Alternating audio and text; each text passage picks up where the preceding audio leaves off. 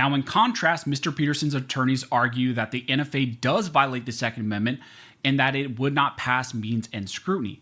Again, I want to mention that that's not the correct type of 2A analysis, but that's what they present in their briefs. Mr. Peterson's attorneys argue to the Fifth Circuit that the defendant's motion to dismiss must be considered in the context that the indictment charged him with knowingly received and possessed a firearm.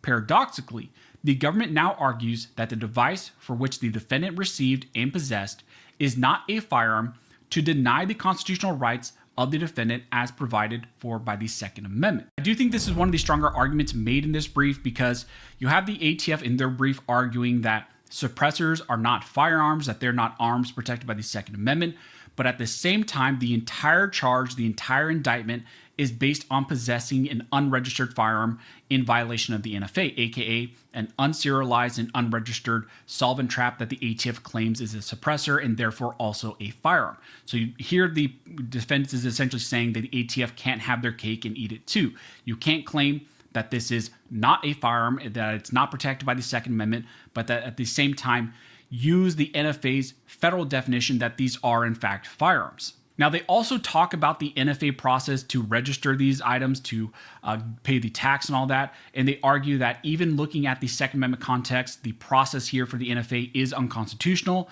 and that the process itself is a violation of the Second Amendment.